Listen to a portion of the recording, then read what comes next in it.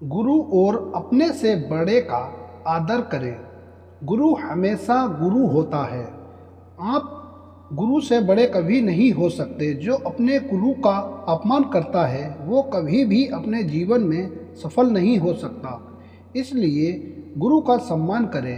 एक बार की बात है, एक राजा के यहाँ एक सेनापति था जो बहुत बूढ़ा हो चुका था। सेनापति ने राजा से कहा कि अब मेरी उम्र बहुत हो चुकी है, मैं किसी और को अपने तजुर्बे से किसी अन्य को तलवारबाजी सिखाना चाहता हूँ। जिस किसी को भी इसका अभ्यास करना हो, सीखना हो तो उसे मैं ये गुर सिखा सकता हूँ। राजा ने अपने सभी दरबारियों को बुलाया और ये बात उनके सामने रखी, जिसमें से अनेकों नौजवानों ने सेनापति को अपना गुरु समझते हुए उनसे तलवारबाजी सीखनी चाहिए। कुछ दिन के बाद इन नौजवानों में से एक के अंदर घमंड उमड़ आया। वे अपने आप को सेनापति से भी ज़्यादा बुद्धिमान व अधिक बलवान समझने लगा। वे समझने लगा कि उसे तो सब कुछ आता है, वह तो सेनापति को भी पीछे छोड़ सकता है। तो उसने राजा के पास जाकर राजा से कहा कि मुझे आपके सेनापति से भी ज़्यादा तलवारबाजी आती है, तो आप मुझे ही अपना सेनापति चुन ले।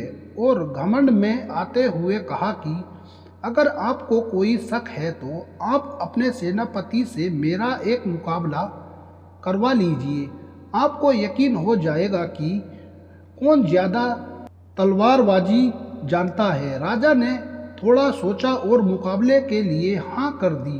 राजा ने ये बात अपने सेनापति को बताई कि एक नौजवान आपसे मुकाबला करना चाहता है, जो आपका ही एक चेला है। सेनापति को कुछ समझ नहीं आया। थोड़ी देर बाद सेनापति ने मुकाबले के लिए हाँ कर दी।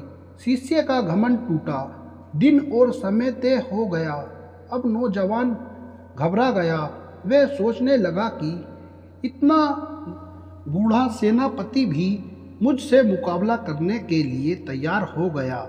अब मैं क्या करूं? वह सेनापति की हर कार्य को ध्यान से देखने लगा। उसको लगा कि गुरु ने कोई ज़रूरी जानकारी मुझे नहीं बताई है। अगले दिन गुरु लोहार के पास गया और बोला कि एक 15 फीट लंबी मियान बनाए। वे नौजवान भी इस बात को देख रहा था। उसने सोचा कि सेनापति लंबी तलवार से सहारे मुझसे जीतना चाहता है।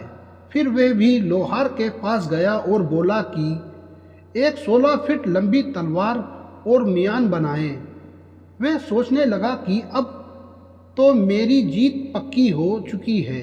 मुकाबले का दिन आ गया। मुकाबले के शुरुआत में ही गुरु ने अपनी तलवार निकालकर उसके गले पर रख दी और चेला लंबी तलवार होने के कारण तलवार को मियान से निकाल ही नहीं पाया और हार गया।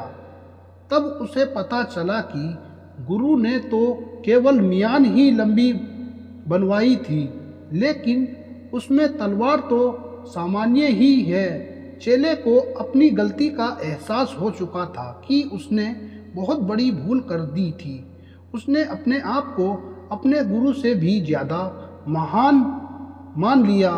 वह गुरु से माफ़ी मांगने लगा और गुरु तो आखिर गुरु ही होता है, उसे माफ़ कर दिया। दोस्तों, इस कहानी से हमें ये सीखने को मिलता है कि कभी भी अपने गुरु का या अपनों से बड़ों का अपमान नहीं करना चाहिए।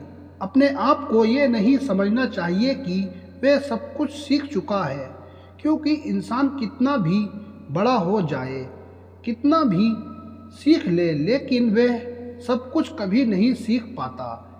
ऐसा इंसान ज़रूर कोई और होगा जो उससे भी ज़्यादा जानता है। तो हमेशा अपने गुरु का या अपनों से बड़ों का आदर करना चाहिए, सम्मान करना चाहिए। धन्यवाद। चैनल को सब्सक्राइब करें।